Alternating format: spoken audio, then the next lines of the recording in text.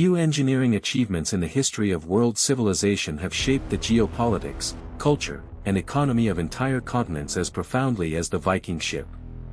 Between the late 8th century and the middle of the 11th, these graceful, flexible, and remarkably durable wooden vessels turned Scandinavia into a center of international trade, expansion, and exploration.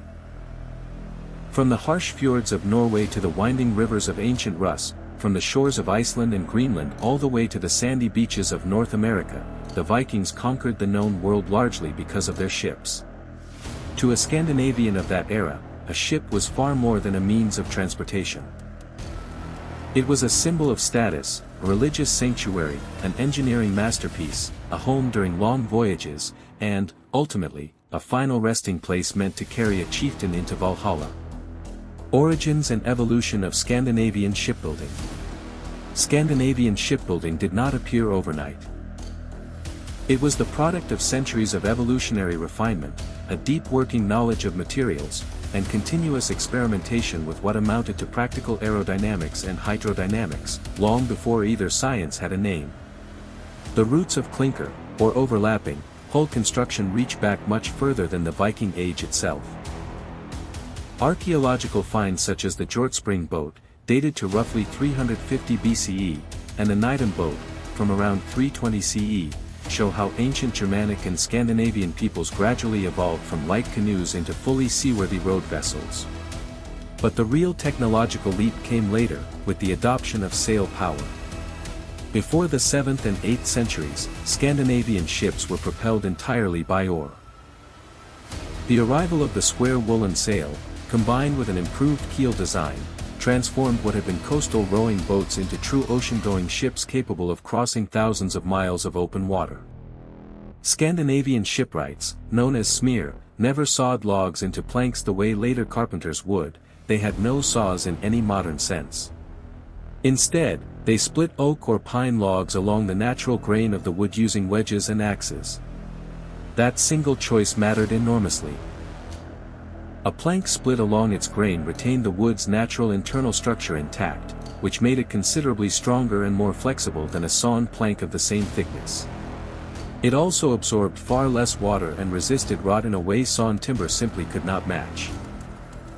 For the ship's ribs, or frames, builders deliberately sought out trees or root systems that had grown with a natural curve already built into them, allowing them to shape structural elements without a single unnecessary joint or any weakening of the wood's grain.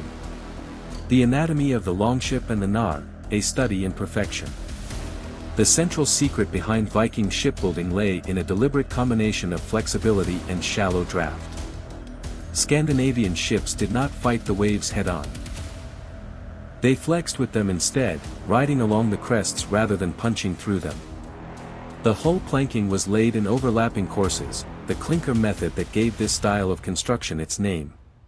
Each upper plank overlapped the one below it, and the seam between them was fastened with hand-forged iron rivets backed by square washers known as rovers. The seams themselves were caulked with tarred animal wool, moss, or horsehair. As the wood absorbed water and swelled, the tarred caulking expanded along with it, sealing the hull completely watertight. Unlike the heavier European ships of later centuries, where planking was rigidly fixed to the frame with dowels or nails, Viking shipwrights often lashed their planks to the internal ribs using flexible spruce roots or leather cord instead, a technique visible today on the famous Oseberg ship. That choice gave the hull an extraordinary degree of elasticity.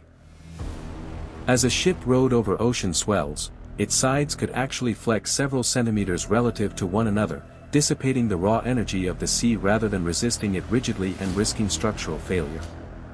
Since a hinged, centrally mounted rudder had not yet been invented, Viking ships were steered with a large oar mounted on the right-hand side of the hull, fixed near the stern.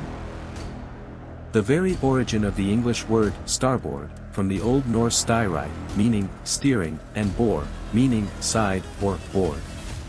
A tiller, mounted at a right angle to this steering oar, let a single skilled helmsman control an enormous vessel even in rough weather. Classifying the fleet, from war dragons to merchant heavyweights.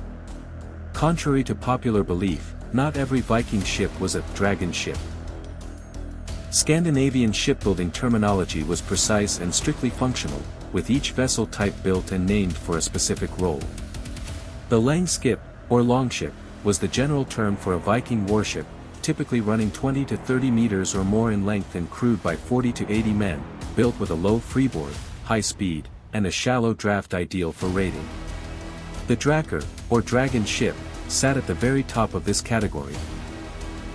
A flagship reserved for a king or a great chieftain, sometimes stretching past 38 meters and crewed by more than 100 men, distinguished above all by the carved dragon heads mounted at its prow, a mark of status as much as intimidation. The snekkja served as the mass-produced workhorse of Viking raiding, a lighter, faster vessel around 17 to 22 meters long with a crew of 30 to 40, perfectly suited to fast strikes along rivers and coastlines. The knarr, by contrast, was built for cargo rather than combat, shorter, at roughly 15 to 16 meters, crewed by only 6 to 15 people, but with a wide beam and a deep hold capable of carrying enormous loads.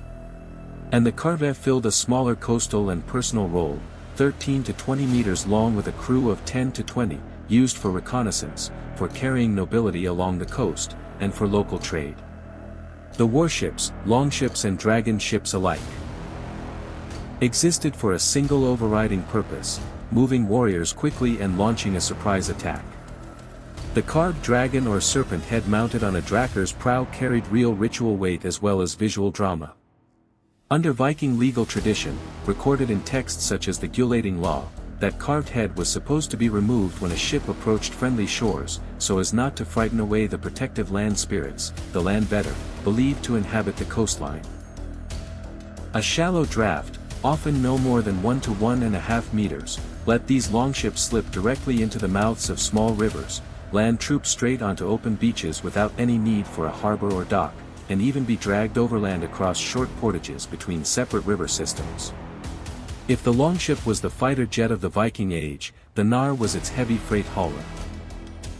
Built with a broader, deeper hull, it relied on its sail as the primary source of power, with oars reserved for maneuvering in harbor or for moments of dead calm. It was the knarr, not the longship, that actually carried Viking families, livestock, grain, weapons, and trade goods during the settlement of Iceland, Greenland, and the region the Norse called Vinland, in North America. The art of navigation, finding a way without a compass. Crossing the North Atlantic without a magnetic compass, without modern charts, and without any form of satellite navigation remains an achievement that still draws genuine admiration from historians today. Viking navigators relied instead on an extraordinarily deep working knowledge of nature, paired with a handful of simple but genuinely effective instruments.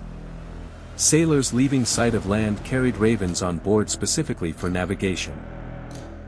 Released into open air, a raven's flight path told the crew something important. If the bird circled back to the ship, no land was near. If it flew off decisively in one direction, the ship could follow its lead toward the nearest shore. Experienced sailors also watched for particular species of whale or seal, whose presence could signal proximity to specific islands such as the Faroes or Iceland, and they learned to read the color, temperature, and salinity of the sea itself, along with the scent of smoke or earth carried on the wind, as landfall drew close. Archaeological and physical research has confirmed that Vikings also made real use of what sagas call the solarstein, or sunstone. Crystals of Icelandic spar, a naturally polarizing mineral. By holding such a crystal up to the sky and rotating it, a navigator could locate the position of the sun in the sky with real accuracy, even at twilight or beneath a heavy layer of cloud that hid the sun from the naked eye entirely. Alongside the sunstone, Norse sailors used a wooden sun compass, a flat disc marked with calibrated notches and fitted with a small vertical pin, or gnomon. By tracking the pin's shadow across the disc over the course of a day, a crew could hold a steady line of latitude and maintain a consistent course due east or west across open ocean. A well-preserved fragment of exactly this kind of instrument was recovered in 1948 from a fjord near Unardik, Greenland, and remains one of the strongest physical confirmations that this navigation method was genuinely used, not simply described in later saga literature. Archaeological revelations. The Great Ship Finds. Much of what is known about Viking ships today comes not from legend, but from a series of extraordinary archaeological discoveries made across the 19th and 20th centuries. Scandinavian tradition often called for high-status chieftains and noblewomen to be buried inside their own ships, sealed beneath earthen burial mounds, a practice that, by pure accident, created ideal conditions for preserving wood across many centuries. The Oseberg ship, dated to around 834 CE, was uncovered in Norway in 1904 and remains one of the most elegant and best-preserved Viking ships ever found. Stretching 21.5 meters, it is believed to have served as a royal vessel or a funerary ship built to carry two high-ranking women into the afterlife, and its hull carries breathtaking carved wooden ornamentation in what is now known as the Oseberg style, showing just how refined Scandinavian craftsmanship had already become by the early 9th century. The Gokstad ship, dated to roughly 890 CE and discovered in 1880, represents a genuine seagoing longship, and stands as close to a textbook example as exists of a Viking Age warship at the height of its design. Built entirely from oak and stretching 23.3 meters, it was put to a dramatic real-world test in 1893, when an exact replica named Viking, commanded by Magnus Anderson, sailed across the Atlantic from Norway to New York in just 28 days, proving decisively that the design's seaworthiness and structural strength were every bit as impressive as the archaeological evidence had suggested. The Skåldelv ships, recovered from Roskilde Fjord in Denmark in 1962, add a different kind of evidence entirely. 5 vessels were pulled from the seabed, all of them deliberately scuttled by Vikings in the 11th century to block the fjord's navigable channel against seaborne attack. That single discovery handed researchers an entire cross-section of the Scandinavian fleet in one place, ranging from a small trading vessel all the way up to a massive 30-meter warship known today as Skåldelv II. Genetics and a more complicated picture of the Vikings. A landmark genetic study published in the journal Nature in 2020, analyzing DNA recovered from more than 400 Viking-age skeletons across Scandinavia and beyond, revealed something that reshaped how historians talk about Viking identity itself. The genetic makeup of people buried as Vikings turned out to be far more diverse than the popular image of blonde Scandinavian raiders would suggest, with clear evidence of ancestry from southern Europe and Asia mixed into Scandinavian populations well before the Viking Age even began. The study also found that being a Viking was, in a very real sense, more a cultural and economic identity than a strictly genetic one. Some individuals buried with full Scandinavian weapons and grave goods, in typically Norse fashion, carried little to no Scandinavian ancestry at all, suggesting the Viking world absorbed and assimilated outsiders more readily than older narratives once assumed. Naval tactics and the logic of expansion. Vikings rarely fought classic, formal naval battles out on the open sea. Their ship was, first and foremost, a tool of high-speed transport. Speed was the single greatest advantage Scandinavian raiders held. Coastal villages and monasteries across England and France often spotted sails on the horizon only 30 minutes to an hour before longships were already grounding their bows directly on the beach. Warriors leapt straight into waist-deep water, carried out a rapid raid known as a strandhogg, and were back at sea again before local lords had any real chance to muster a defense. When a naval battle did become unavoidable, most often during conflicts between rival kings, Viking tactics shifted to resemble a land battle fought on a floating platform. Ships belonging to a single fleet were lashed together side by side with rope into one continuous, stable line, with the flagship positioned at the center. Crews exchanged volleys of arrows, thrown spears, and stones across the gap between the fleets before the fighting shifted into boarding actions, warriors crossing onto enemy decks for brutal close-quarters combat with axes, swords, and the short single-edged blade known as the seeks. Legacy: how Viking ships redrew the map of the world. Without their fleet, the Vikings could never have left the deep mark on world history that they did. Scandinavian sailors became the first Europeans to reach North America, landing at what is now L'Anse aux Meadows in Newfoundland roughly 500 years before Columbus ever set sail.